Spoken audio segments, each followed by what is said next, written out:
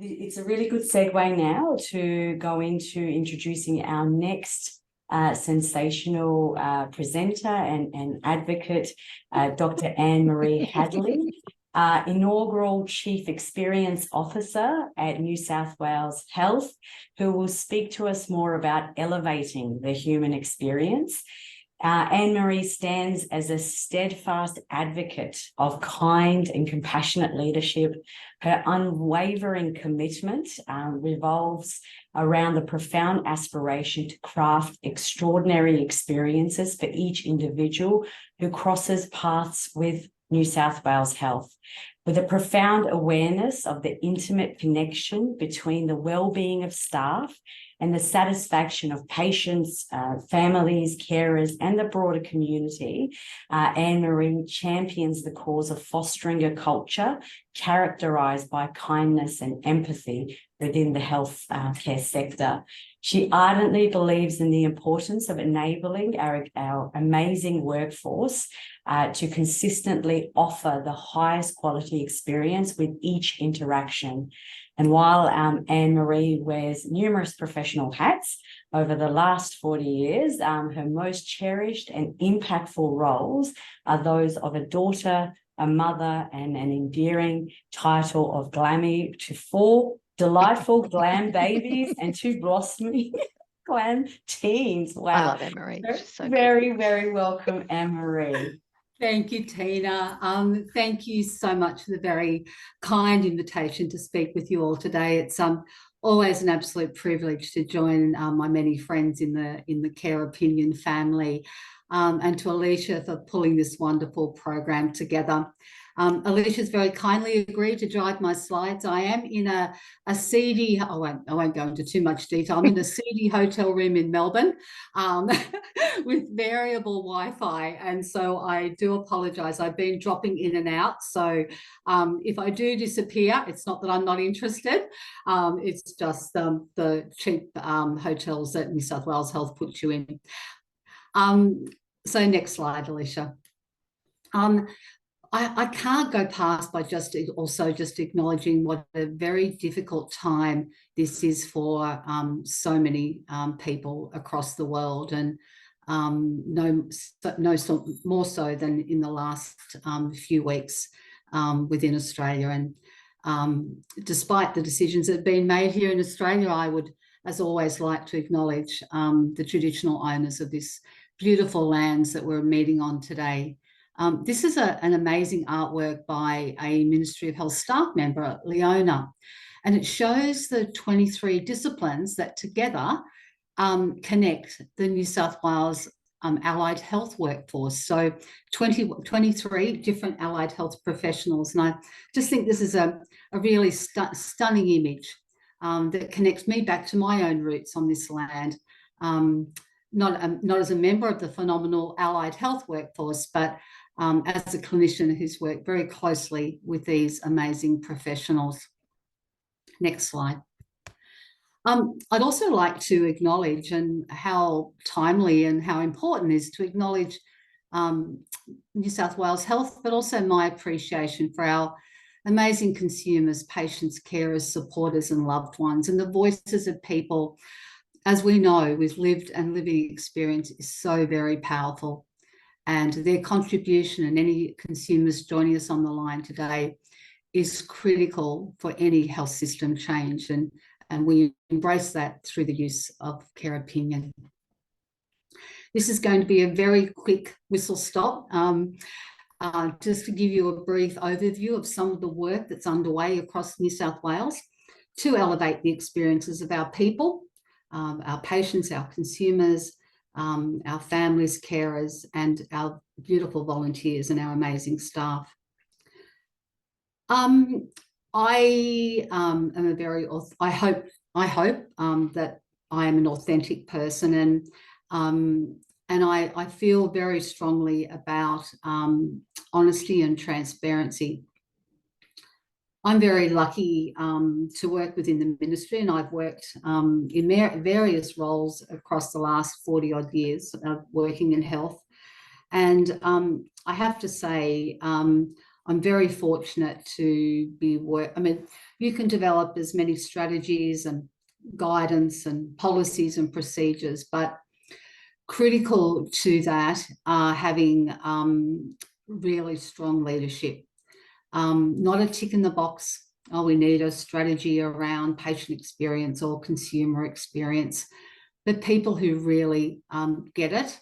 And I have that both in our new Minister for Health, Ryan Park, Susan Pearce, who's the Secretary of New South Wales Health and actually created my position and was the Deputy Secretary of Patient Experience, and my boss, Deb Wilcox, who's the new Deputy Secretary of Health System Strategy and Patient Experience. Titles are really important, but they are actually the actions that really matter. And these people role model the type of culture we wish to see every day. And I truly do believe that New South Wales Health is committed to delivering not only world-class care, but that's also about delivering excellence in the experiences of our patients and families and our staff. So in 2021, I was working actually in Melbourne, here in Melbourne at Monash Health. And I received, first little gland babies were being born, and I was desperate to get home. And I got a phone call and said, oh, I hear you want to come home. Would you like to come home for 3 months and help us develop a patient experience strategy? I said, yep, that's fine. That was 3 years ago. That was the development of Elevating the Human Experience, our guide to action. We developed that. I'm very proudly to say we developed with hundreds of staff and consumers. It was, as you do, develop something like this in the middle of a pandemic.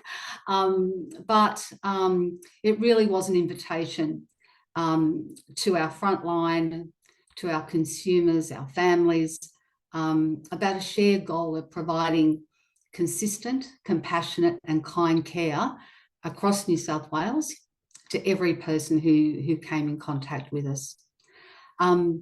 Following the publication of the Guide to Action, and look, it's not perfect, but it really put a line in the sand and publicly declared our system's commitment to doing better. And from there, we developed 7 enabler working groups that really are, I think, it's not rocket science, of course, but it really demonstrated that there's not one way of delivering. It's important that, as I mentioned earlier, that you've got the leadership, that you've got the culture, that you've got collaborative partnerships, you've got information, you've got technology, and you've got environment and hospitality. One aspect on its own or one enabler on its own won't give you that experience that you wish to see.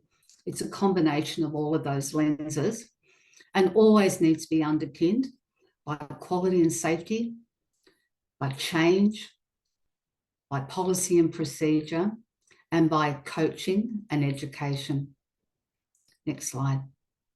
As always, what comes along, you've developed the strategy or the guide to action, and then in parallel, New South Wales Health was also developing what we call Future Health. And Future Health, I'm proud to say, is it's what's going to guide us over the next decade. And I'm very proud to say that the Elevating the Human Experience is fundamentally centerpiece of Future Health. So at the end of the day, what Future Health is not only recognising the importance of positive patient and carer experiences, but also that our workforce is engaged and well supported. At the end of the day, we are all just human beings caring for other human beings. Next slide. As I said, I've only got 10 minutes, so just wanted to just share with you briefly the 5 focus areas that we're working on over the next 2 to 3 years. You'd be happy to hear that we have got a state strategic approach to self-reported information, to feedback and the complaints process. At the heart of that are the principles about reducing burden on our patients, families, and carers. We have evidence that one patient may receive a request to provide feedback up to 7 or 8 times on one occasion of service. So we're looking to streamline our data collections and really move to a culture of service recovery and be very clear on the governance and the accountability that sits around that. And definitely looking to the amazing work of Southeastern Sydney, who've long really led the way in using care opinion. But we're also spending, and again, the focus areas have come from the mouths and the voices of our staff and our patients and carers. So we're doing significant work on discharge planning, discharge coordination, transfers of care. We're about to establish our first statewide health literacy hub to really drive a health literate culture. The thing, and Tina mentioned my passion for compassion and kindness. One of the reasons I'm actually here in Melbourne is the Compassion Revolution that was held the last couple of days, and the Gathering of Kindness, which kickstarts on Sunday. And our real emphasis on consumer partnerships and embedding the principles of collaboration and co-design. And we're really looking to mature. We're doing some things really well, and in other areas we can absolutely do better. And one of those is by actually lifting the consumer voice across the system and seeing how we can, as others have mentioned, not only talk the talk, tick the boxes for national standards, but truly embed our consumers into everything that we do. Spending a lot of time embedding staff experience leads across our state, embedding Schwartz rounds, an amazing wellbeing program that we're rolling out to 20 of our hospitals across New South Wales. We're also doing some very thoughtful and contemporary work about how we can improve the visitation experience for our visitors, our patients, and also our staff. Next slide, and I know, Alicia, I'm probably out of time. I did want to highlight all of us. This is it came out of the enabler working groups, particularly out of the governance and leadership enabler and collaborative partnerships. This is I'm so proud of this resource. As I said, called All of Us, which named by our consumers, our carers and communities. It's not a document, it's a website. The details here, and I'm sure the slides will be shared. It's an extraordinary piece of work that has been co-designed and really sets the benchmark, I believe, for meaningful and kind engagement with consumers and staff. Hand in hand with that, we've also just recently published the first statewide guidelines for all consumers to be remunerated and reimbursed across New South Wales Health. So probably one of the most polarising pieces of work that I've been involved with, but I think, again, shows true leadership and commitment at a New South Wales Health level. I might finish up there, Alicia, because I know we're running out of time, but I would really encourage you. We are in a bit of a crisis. We're asking so much of our staff, and there is significant burnout. We have so much that we can do to support our staff, to provide that better, the patient experience that we all aspire to provide.